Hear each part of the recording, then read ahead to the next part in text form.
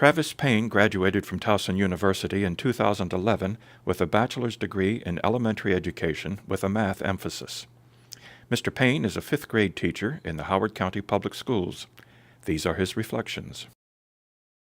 Mr. Payne, thanks for sharing your preparation, thoughts about your preparation here at Towson University and your subsequent career in education, although it's rather brief in comparison to some of our alums. I think your contribution will be significant in giving us a sense of the evolution of teacher education at Towson University. And I guess we should start at the beginning. So would you share with us a little bit about your early social context, where you grew up, thoughts that you were beginning to have as you moved into middle school and high school, maybe about what you want to be? Right. That would be really helpful. Okay. I grew up in Montgomery County, so not too far from here. I was always a sports kid. I love sports. I still am a sports person. So played football, basketball, baseball, soccer. I played everything and had one of those, aspirations to be a famous basketball player at some point in my life. I felt like I had gotten really good, and there was just things like that. And my parents were really good about making sure I stayed on top of school. My parents were young when they had me, but it was kind of their perspective was stay strict, stay firm, and it'll come out all right, even though we might not have the financial resources or might not have, the ideal upbringing. As long as family's involved and love's involved, then everything will come out right. And so, that kind of guided me throughout. So I was always striving to get the best grades possible so I didn't upset them or try to impress them. That was kind of the main initiative, main focus growing up. My dad loved basketball. He had played basketball in high school, and so I kind of wanted to follow that dream as well. In middle school, I started, just going right along, straight A's, accelerated in my class, played basketball as well for the middle school team. And then after 8th grade, my parents decided that we should move because my dad got a kind of like a wider range, bigger job offer, more money. So we moved to Virginia for a year. In Virginia, I had a tough time. I was really popular, really well. I lived in the same area for 8 years in a row, and then had to kind of pick up everything and move. Right. And so that was hard, kind of transitioning. I guess I wasn't ready for the social part of things, of how to start over, make new friends, because I had never done it before.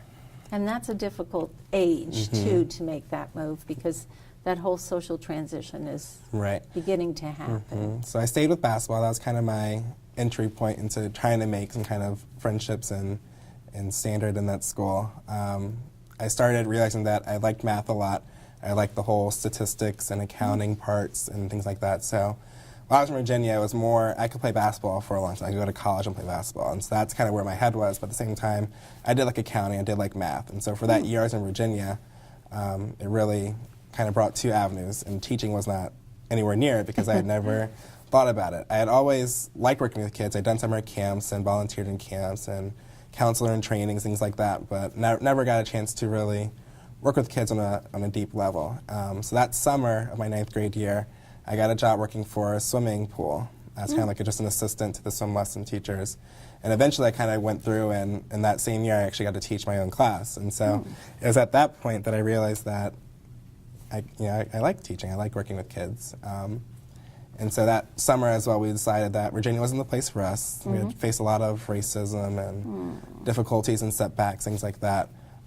More on my end, because I was one kind of going through the high school transitions and things like that. So we moved back to Maryland and moved into Columbia, which was great as well. But again, another big transition. Huge. And moving into Howard County, we moved to a nice school. So Appleton was kind of one of the top schools in Howard County at the time. And I still wanted to play basketball. I still felt like I was good at basketball, but I didn't make the team my sophomore year. And that was a huge kind of shock. I had gone through 9th grade being one of the best players on the team, JV team, and then came to this new school, and it was like, what happened? I lost it. Yeah.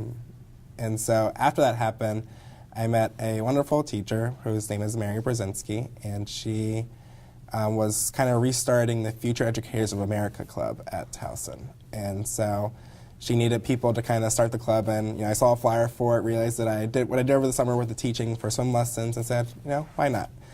didn't make the basketball team, needed something else to kind of keep my mind right, make some friends, because I came to a whole new scenario with no one, I didn't know anyone at all. And so FEA, which is what they called it, became kind of my niche, and everything I did was for FEA. So between working with Ms. Brzezinski, between volunteering at a Head Start preschool that we had right across the field from us, everything I did was for FEA. And so it's been hours at the preschool after school. I would go over in the summer, during breaks, days off of school. Just kind of found a home at this preschool, and that's where my love for teaching really came and started. I see. And just working at that preschool nonstop. And that was Head Start? Or? So that's a governmentally funded program for preschool children, yeah. And so it's one of the few in Howard County, because Howard County is such a affluent area. It is. So the few areas that aren't, Right. they have those Head Start preschools set up for them. Yeah. And a very successful program across time. Right. So that's kind of great to be part of something that has met with that kind of Right. success. But those are very young kids. Right, and I knew I didn't want to be that kind of teacher, but at the same time, I really enjoyed it. Part of FEA, I did an internship with the Head Start preschool through one of my classes, and I got a $500 grant from National Education Association, and was able to create a kind of a working library computer lab at the preschool. And so the kids got to check out books, and I got donations from people and got the money to buy books from local bookstores and things like that, and then also got refurbished computers from a foundation that was giving away computers. And so kind of all that stuff kind of came into place, and I was able to create this wonderful library. Baltimore Sun came for the opening, and Howard County Times. I mean, it was a pretty big deal at the time. It was a big for deal. a junior in high school. Yeah. And it felt so good, and I spent so much time there working with them. And from what I know, the library is still running today, which is really cool. So the initiatives kept going with Ms. Brzezinski kind of taking a lead after that. So you're a junior, and you're thinking about college, of course. And what are you thinking? So I knew I wanted education. I knew that my grades were still really good, so I knew I had that dream of, people tell you, is have your reach school, have your safe school, have your school that you know is probably your best fit. And so I knew that Towson was probably my best fit, but I still applied to Syracuse. I applied to Clemson and College Park and McDaniel and places like that I knew were my reach schools. I've always fell in love with Syracuse. My favorite color is orange, and that's kind of been a childhood thing where Syracuse would be the place I would always go because it was the whole orange It's really fiasco. cold up there. It is really cold, and I didn't really think much of that. But we went up to visit that junior year, and it was rainy, and it was an awful day, but I still loved it. And so I applied to Syracuse, got in, got money for it. But in the end, I knew that, being a teacher, you're probably not going to be able to afford paying back that tuition in enough time. And at the same time, I knew that Towson was the ideal place for me. It was a good education school. It was close to home, but I knew I wasn't going to live at home, so kind of had that, easy access for me as well. And Towson became the choice after kind of going through and visiting colleges and things like that. Always in the back of my head that Towson was the smart choice as well as the best choice. And so you came. And you were very active and involved here as well. Would you like to share with us just the breadth of your involvement on campus, and then we'll talk a little bit about your preparation to become a teacher? In high school, I had a really hard time socially getting my head straight. I mean, moving around like that and not knowing how to make friends, it was really hard. And so when I got ready for the summer before college started, I knew that I didn't want to kind of live that life again. I knew I wanted to branch out. And so I kind of like a vow with myself that I would just put myself out there more. Not necessarily in the involvement part, but also with just making friends, meeting new people, really, and kind of approaching people and making friends that way. And so coming to Towson, I started a week before school started. They had this Project Serve initiation, which is for freshmen. So they got to come in and do community service projects with 19 other people, other freshmen. And so it's a nice way to kind of get on campus early, meet new people, kind of really set myself in my ways. And that was the beginning of me always just saying yes. So whatever Towson offered, I said yes. And Project Serve was a great point for that. I met a lot of good people that worked for Towson as well as students on campus that I still talk to some of them today. So I mean, it was just a nice way to really get started. And so I lived in Scarborough Hall, which I love. It's not the ideal place to live for most people, but we thought it was amazing. And so being there beforehand, I knew what I was walking into. I knew that there wasn't air conditioning. I knew there wasn't all this kind of amenities that other places had on campus. But at the same time, when people started moving in that next week, I was already there. I was able to help out. I was able to be there. I was able to help people, make new friends. I mean, I was all over the place. Very nice. And it made me feel so good. And it really got things started on the right track, which is what I needed. And so throughout campus, I got a job with student ambassador, so giving tours around campus and really becoming involved in that sense of the fashion as well. I worked for the Campus Activities Board, so I helped program a lot of the events on campus. We brought All-American Rejects for Tiger Fest and Homecoming with Payne and all this kind of stuff that I never thought I would ever be talking to some famous rap star or rock group or things like that. Or even just negotiating and trying to get the best contract for people to come to Towson and perform. So that was really cool as well. I knew I would never do that in my life. I never wanted to. That's a lot of stress. But it was really cool to be a part of that and just to have that experience. Absolutely. I also started my own club on campus, which was kind of like a community service, kind of a knockoff of Project Serve, but it would last throughout the year. It didn't do too well, but we started it. It was nice, another kind of thing to add to the resume, just to say that you went through the process of starting a student campus, or a student club that was funded by the campus. And what did you do when you came early and you did that student service piece? And you said that you worked with a variety of people. Right. So it was 19 other freshmen as well as 4 or 5 staff members for Towson. And they worked throughout the campus, so they kind of got to choose and say they wanted to work with this Project Serve group. And so we went out to homeless shelters, painted old rooms in the city, went to a soup kitchen. So it just kind of went all over the place, just helping out different areas, but then came back and got chances to really talk to each other and get to know each other better and kind of feel the campus out a little bit more, which was nice. So when you started your own, or tried to start your own group, were you going to do the same sorts of things? Yeah, that was our plan. I mean, a lot of us that were in Project Serve kind of got together and said, well, let's keep this going. This was fun. And so we got together. We had a couple of donations from parents that would donate money to help us, get ourselves started. It didn't last very long, just because we realized what the campus was offering, and as we were close-knit, but as soon as we kind of met our roommates and met people from other parts of the campus, we kind of disconnected a little bit, but we knew each other. We tried to get people to come, and it just kind of fell apart because of everything else that was offered on campus. But it was still a nice initiative and start and everything like that. Plus a few courses to take. That too, yeah. So you knew when you came in that you wanted to be a teacher. So that was your focus from the very beginning. Right. Did you know at what level that you wanted to be? I mean, there was early childhood, elementary, secondary, special ed. I knew elementary right away. I knew that working with preschool and high school, I knew that I wasn't fit for the crying and the tying the shoes and the bathroom visits and all that kind of stuff. So I knew I wanted that 2nd to 5th grade range.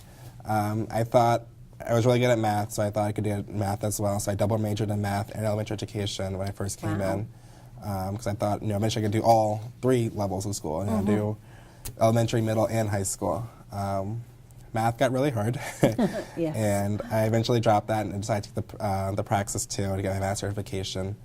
Just because it was hard. The teaching was different. It wasn't as practical. It was more sit there and listen and lecture and then try to apply it to whatever you're doing, which was hard at times. And so I eventually said that this was going to drive me nuts and need to focus on education more so than anything else. Yes.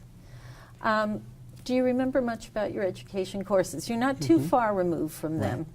One of the things that has changed over time is the amount of time that teacher candidates, the students, spend in schools. Do you remember whether those initial courses in education were more theoretical in nature, or were they more hands-on practical? The ones before the program started my junior year were more discussion-based. So they sent us out to the schools for observation, maybe once or twice for the semester. Which was nice to kind of get our feet wet a little bit, see what's going on, then come back and really discuss it. And so a lot of those classes were more discussion and just really kind of grinding out our ideas of education and what is education now and how has it changed, what could it be, what do you want to put into place and things like that. So it was really cool to be able to really feel out what education is and what you're supposed to do in it, but also the freedom to try and change it, the freedom to put your mark on education as well, for wherever you're going, whatever you're going to end up doing, after school is over. And were you here when we had moved into the idea of the professional year, where your last year, you start typically in the fall, Right. and I think now it's you go in when the teachers go in. From what I remember, level 1, which was the first semester junior year, we went in once a week for half a day. And so that was, a nice kind of entry point. Right. Second semester was twice a week for both half days, those times you went in. So again, nice as well, nice, get your feet wet. And then junior years, you went in 2 full days a week. And we usually had off on one day, so like myself, and I had to go back in on those off days and get more just interaction and experience. In that last semester, so for the full spring semester, you're in there full time, planning lessons. They're early, they're late. You're just you're a full teacher at that point. So, at what point do you sort of take over instruction? You kind of start in that senior year, the first semester, where those 2 days a week, you go from just watching to co-teaching to then fully taking over by November or so. And then for that spring semester, you go to a new classroom, so then you're watching again, and then by late February or so, you're kind of taking over a subject at a time until, after spring break, you're the full teacher until you graduate. So it's a nice smooth transition that they kind of put you in. So you got to have 2 different experiences, Right. really, 2 different grade levels? Right. And what were they? I was in first grade and third grade. Okay. My other internships were in kindergarten, so I didn't get to see 5th grade, which is what I thought I was going to. And that senior year, I was supposed to be in 5th grade for the spring semester, but the teacher had some health problems, so therefore she couldn't take in an intern. I see. And so I got moved to 3rd grade. So I had 1st and 3rd grade experience, and I loved them both. I feel like I could do either one, but I still know I wanted to experience that 4th and 5th grade range. Yeah. Interested in that intermediate level. Right. So here you are.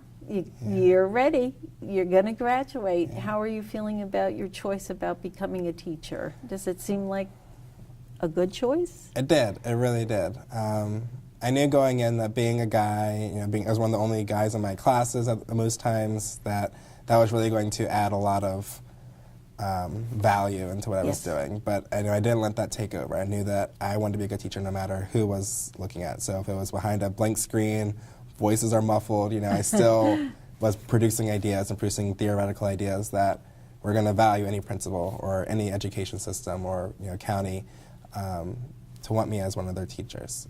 So I knew that going in, although I kind of had the advantage at points, I knew that, but I knew that that wasn't going to be the reason why I got selected to be a teacher. So I felt really good. I felt like I accomplished everything I wanted to accomplish. At that point, when I was still interning, I was still saying yes to everything. So concerts and plays, I was there. I was helping out at the school as an intern. So I knew that that's the kind of person I wanted to be. I wanted to be involved as much as possible. I remember school being my life, and I wanted to be my life again. So by the time you're finished that last semester, do you have a job in hand? No, I did not.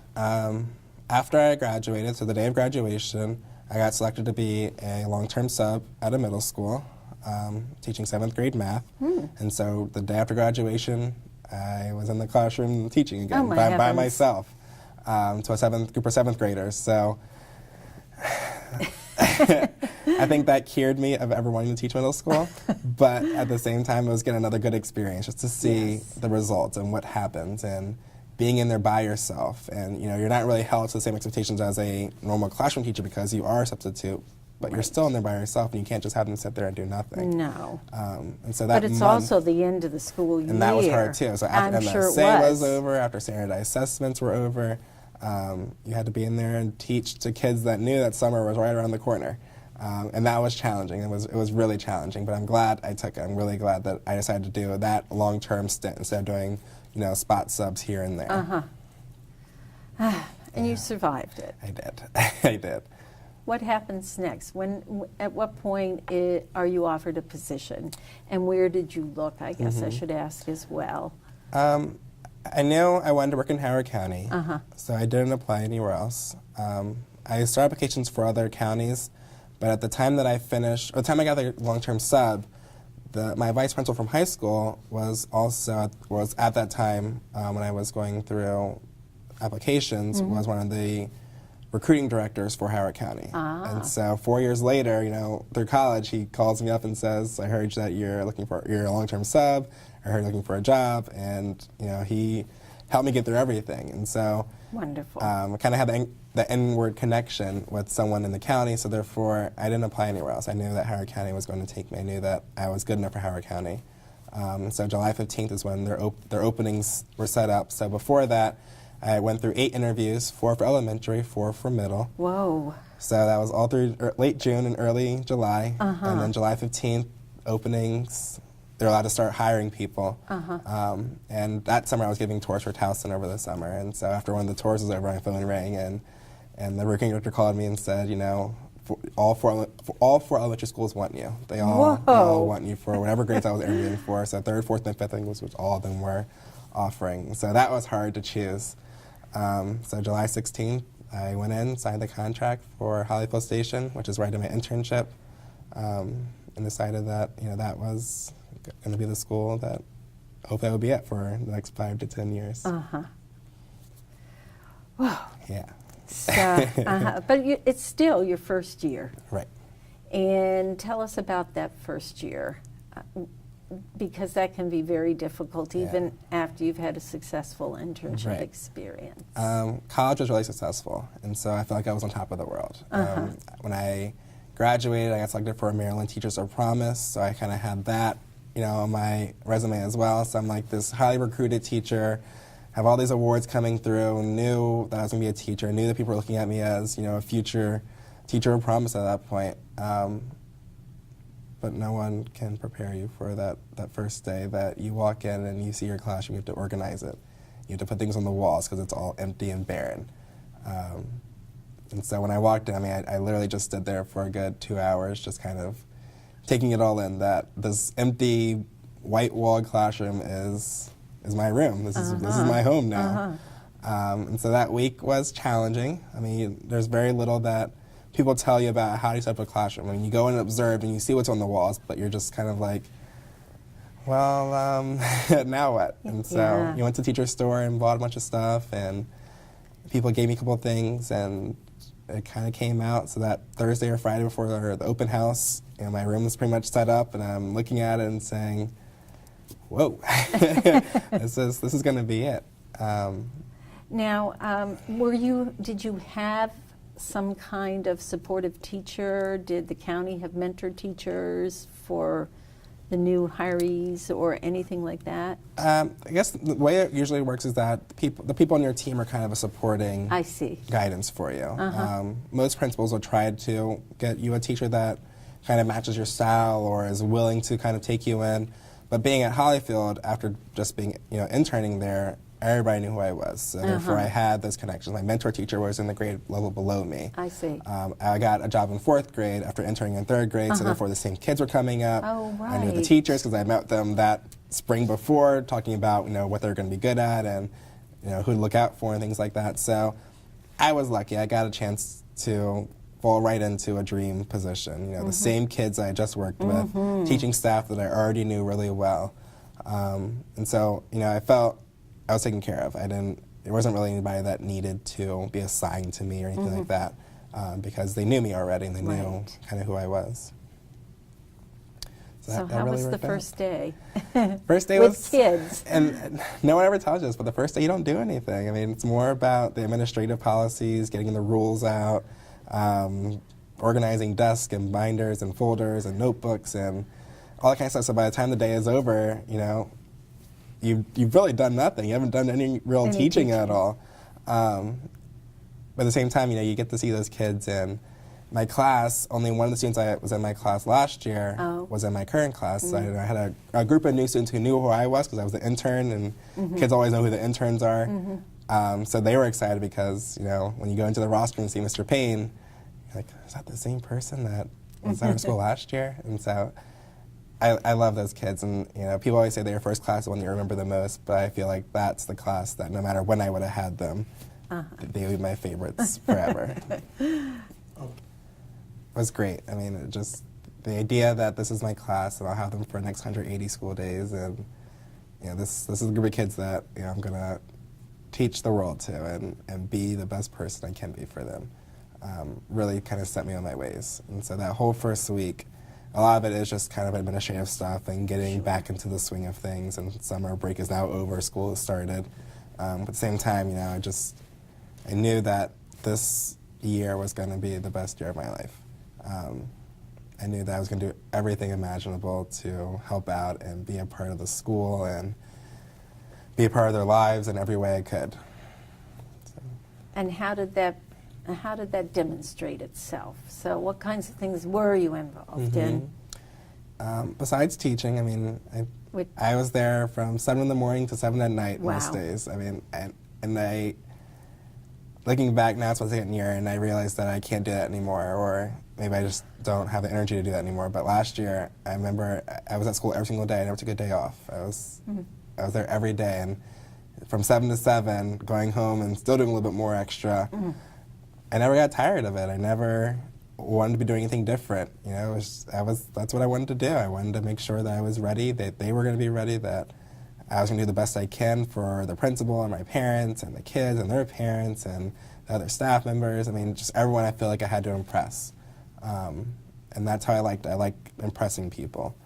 And so, that it really showed itself, I feel like. I went to basketball games for the kids. I went to all the plays and chorus concerts, and I was a part of a couple of clubs. One that I kind of helped to grow, one that I just kind of was a part of with the other staff members. I mean, everything I could put my hands on, I was there, and I was willing to be there and helping out with everything. I mean, it was great. I loved it. In terms of the curriculum, what you were teaching, what were you most comfortable with, and were there areas where you weren't as certain of yourself? Reading's always been a struggle. I mean, teaching reading is hard, especially to that age level where they know how to read, they can read with fluency, but now it's more about helping them to build a comprehension and build their written responses and give them the mindset of reading for longer periods of time and reading more complex texts.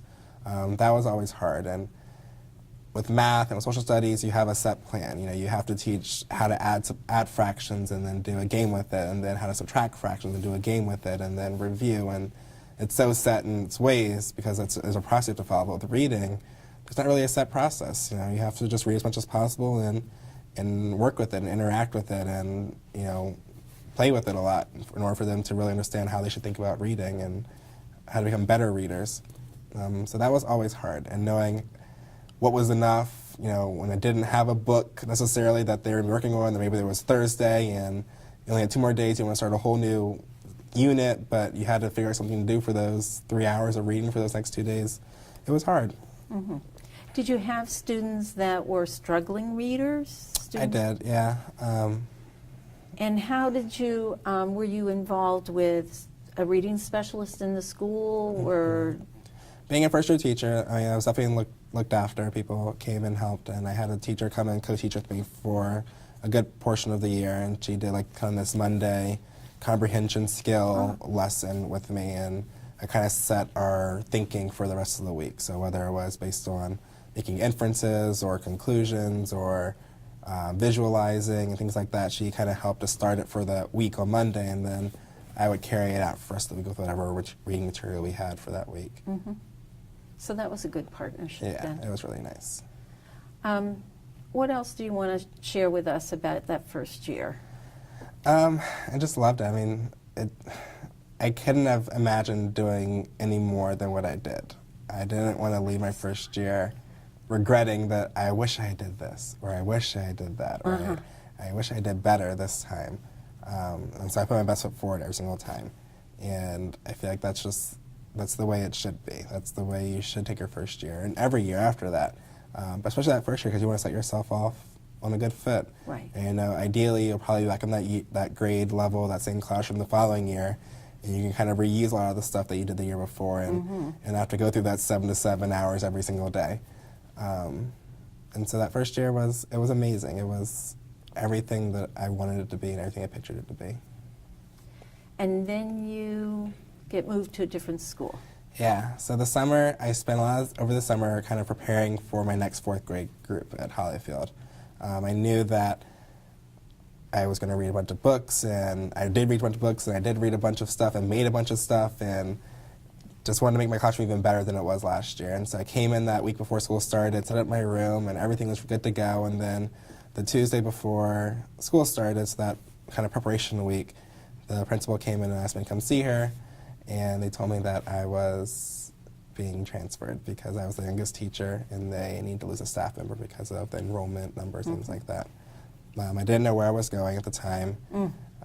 Wednesday was pretty quiet. I mean, I knew I was moving. They told the staff, and so I had people coming and giving me hugs and, you know, showing tears, and I had made so many good friends there. I mean, a lot of them are older than me, but we hung out. We went to happy hours, and we did all this kind of fun stuff together, helping out with the clubs and things like that. Then on Thursday, I found out where I was going, and I had to take my stuff up and move because the teacher was moving to my classroom to take over my class because she was older, and so I came to this new school on that Thursday. I mean, how to get my room set up pretty quickly. It's still not even set up now that it's, you know, April or March, and it was hard because that school was my home, and it was everything that I wanted my teaching career to be. And so when I found out I was moving to a Title I school, so it was a completely different scenario, environment, challenges were going to come up that I didn't prepare for. Everything I did over the summer was for Hollyfield, was for that 4th grade group, was for the kids I was getting that year because I knew who I was getting. So I had to change everything, and so. So you were getting a different grade as well? Different grade, yeah, moving into 5th grade. So from 4th grade to 5th grade, which you would think would be kind of easy, but at the same time, it's, as a first-year teacher, kind of starting all over again. That's what it is, and it's been hard. I don't have the energy I did last year because when I started, I didn't want to be there. I missed Hollyfield. I didn't know how to teach 5th grade, didn't have the time to prepare for 5th grade, and didn't know how to make it work. And so I spent a lot of time being depressed, a little bit angry, saddened. It was hard. So here we are, and the year is more than half over. And are you feeling a little bit more comfortable with it now? At times. At times I'm not. 5th grade is challenging with the behaviors, what the kids are going through their, you know, social changes as well as maturity changes, physical changes, and intellectual changes. And the school, that the community doesn't really value the school the way that the community of Hollyfield did. Teachers aren't looked at as heroes and, you know, world's best person, world's best teacher kind of mentality. It's more of, you know, I'm here at school because I have to be, and then I can go home and do whatever I want. And so that's been hard because I'm used to being that rock star, and that's kind of how internship built it up, and that's how the awards I got built it up. I was this rock star that was coming in to teach, and, you know, if you imagine like an NBA squad, you know, they acquired the best player from another team, and, you know, that team's gonna be the best team in the world now. And then moving into 5th grade, you know, you're on the losing team, and everyone just kind of disregards you because you never usually win. And so it's been hard to transition into that mindset of keeping myself motivated and knowing that I'm there to teach, and that building those relationships will be different, and I have to find a different way to do it. And so I've succeeded in some ways. I mean, the kids and I have gotten to know each other a little bit better. After that first month of kind of the depression state, I kind of regrouped and figured out that, you know, I have to figure out some way to get through this year, and probably gonna be here next year, so I gotta figure out a way to make it work and get myself set. And so I think I did that. I'm there, but there's still so much to learn, and it's more to learn than I ever thought. Coming out of Hollyfield with this kind of rock star status, this idea that, you know, I was this wonderful teacher has kind of gone by the wayside. It's come kind of back to a reality check a little bit, where I have a lot to learn, and I needed that. And so everything was for a reason, and that was one of those reasons, was that I need to kind of come back to earth a little bit. So you think, do you think that this is a situation where you can become more comfortable with it if you were there again next year? I definitely think so. I mean, I'll have the time over the summer to prepare and to kind of re-energize myself, to look at books and strategies that I can put in place to be more successful. Things I did this past summer for 4th grade, and I have time to do for next year, and to make that work in a way. How about the kids? Are you getting to understand them a little bit better? At times, I mean, there's a few of them that I don't know, movies and television and radio and music has gotten to them, and there's no right or wrong answer, and a lot of the kids are going through their hormonal changes. So one day they could be your best friend, next day they want to have nothing to do with you. And you know, being a guy, you don't always realize, you know, that's what happens to a lot of them, especially with the females. And you know, you have to learn to kind of bite the bullets sometimes, and learn to ignore stuff, and learn to kind of walk away from certain things, and then when to really charge and try and make that impact. So it's a game sometimes. Well, it is. I mean, you have to, and each child is different, and they don't mature and they don't respond in the same kind of ways. Right. So, wow. Yeah. Yeah. I still love it, and I still want to teach, and this hasn't deterred me from teaching at all. Some days it has. Some days I feel like, can I really do this for another couple years? But other days, you know, whether it's been a good day or a bad day, I still look back and say, I still want to plan that lesson the best way I can. Whether the kids are going to be, you know, annoying or disrespectful or not listen completely, I still want to know that I did plan the best lesson I could. Do you think the kids have grown? Without a doubt, yeah. Without a doubt. That they have learned? I definitely think so. I mean, as I've learned what things I can put in place to make them more successful, make them enjoy school more, I've tried to do those things, and I think that's helped. But then again, the changes happen, and some happened earlier in the year, some happened later in the year, so just kind of roll with the punches and realize, you know, you got to change things up often, because as they're changing, the same things that you did in September are not going to work again now that it's March, and things that are happening in March are not going to work again now that it's 2 weeks later in March. So you gotta know when to change things up and keep it fresh. And will you do any kind of in-service or take advantage of any kind of support? I've tried to. Yeah, I definitely tried to. It's open and available. I think the thing that's been hard this year is that when 3:30 comes around, I spent my entire day disciplining, or all my energy trying to do things that I didn't plan on doing for that day. Whereas last year with Hollyfield, you know, I spent the whole day teaching and interacting with the kids, and so after it was over, you didn't feel that weight of, oh, the day is over, but you felt more, now I feel more like, the day is over, I can go home, because I just need to relax and to get my mind off, because I've gone through so much that day in that 7, 8, 9 hours that I didn't usually go through. And so to spend another 4 hours at school is not going to help me to come back to the next day, because I'll just be even more stressed and overworked and tired. But you're still going to... I still come in at 7 every day usually, and then leave at like 4 or 5 now. But, but you plan on going back next year. Right. And you still like teaching. I still love teaching, yeah. And you still like students. Yes. Yeah. It's just and I realize, you know, people have told me that you're going to have a bad crop some years, and some years you're going to have kids that you just don't relate to the way that you do other kids, and some classes just aren't the same as other classes, and, you know, that's just a story you can tell, and it's lessons to be learned, and tricks of the trade to learn, and things to put in place for the following year. So when you have that similar group of students, you know what worked and what didn't work. Right. And to know that 5th grade is a whole lot different from 4th. Yes. And learn about that in terms of child development. Right. This is a different ballgame.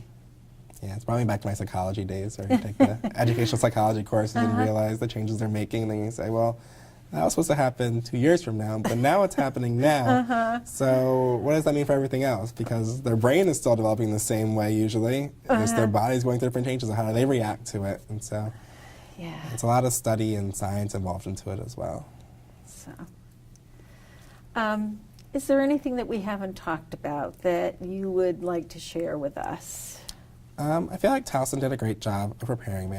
I wish a couple things were different, and one is, it's so heavy on curriculum stuff early on in the program, instead of kind of mixing it in with your senior year, I see. because at the time that you're in there teaching, observing, and planning, the things you learned last year, you don't always remember. You can't always put a finger on what it is that you were taught because it was so far ago. And you, at that time in the game, you weren't thinking about my classroom. You were still in the college mindset of, well, I'm going out on Friday night, or there's a big basketball game the next day, or that day after class. And so you're not thinking of the things the way that you are your senior year when you're basically a professional at that point. And so I wish that there was more of a healthier balance of that information. I don't know what the right way is, but I think a healthier balance of just kind of coming back and having more discussion time about what you're doing in the classroom instead of just that 1 hour, 2 hour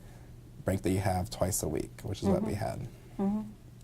Anything else you can think of? Is there anything in particular that was particularly helpful to you?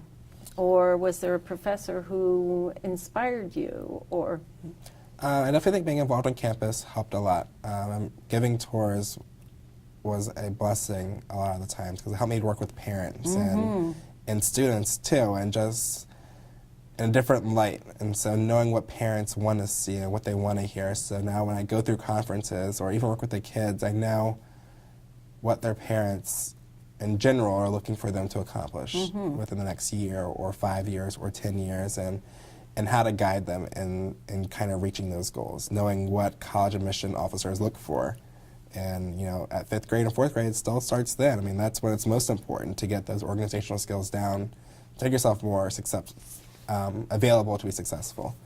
And that part of Towson really helped me, and that job and the opportunities with that I really loved. And I remember working with a professor, Dr. Haverbeck, who is one of my all-time favorites. Whenever I get told something or given an award or interviewed or anything like that, I always pull her name out because she was just one of the people that had so much passion for what she was doing.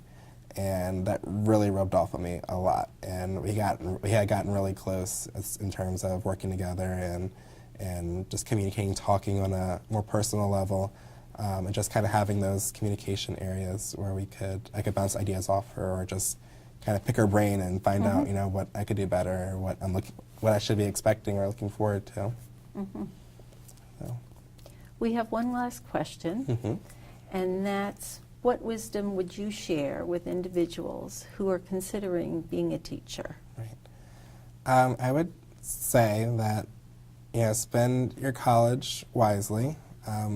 Spend it enjoying college because those experiences will lend itself some way or some form to what you're doing in the classroom. Whether that's going out, whether that's hanging out, whether that's eating lunch or dinner or whatever you're doing, don't say no. I mean, that's one of the things that I always told people on tours was keep your doors open, figuratively and literally, because you never know who could walk through and what opportunities could walk through. And if you say no, then you don't get a chance to really experience what else is out there for you. In terms of teaching, I mean, it's just trying your best. I mean, if you love kids, then you love kids. And no matter what kids you have or what type of kids you have, that you know that in the end you do love teaching. You love those students. Whether it's a true love or whether it's a love that you have to work hard to generate every day, it's still that love for the idea that you are a teacher in the classroom. And that first day you walk in and you're seeing your classroom, not your kids yet, but just your classroom, that this is my new world, and just soak it in, take advantage of it, and just always put your best foot forward. Going through classes, it's going to be hard, challenging, but you need to remember that everything you're doing is going to help you at some point. And so whether you're paying attention or not paying attention, it's still going to help you realize what you're going to be, who you're going to be. Do you think it's a good career choice? I think it's a great career choice. I mean, everyone says the money isn't fantastic, but at the same time, for what you do, for the time you spend or are supposed to spend, the money kind of comes along with it. And if you don't say no, then you have opportunities to make money doing other things that you love with teaching, whether it's just after-school clubs through another organization, but you find ways to make it work. And it's not about the money, it's about the love for teaching and the love for being in the classroom and working with other people that have the same kind of energy and compassion that you do. So I love it. It's a wonderful option and career choice, and I value everything about it. Thank you, Travis, for Thank you. sharing all these thoughts with us. Thank you.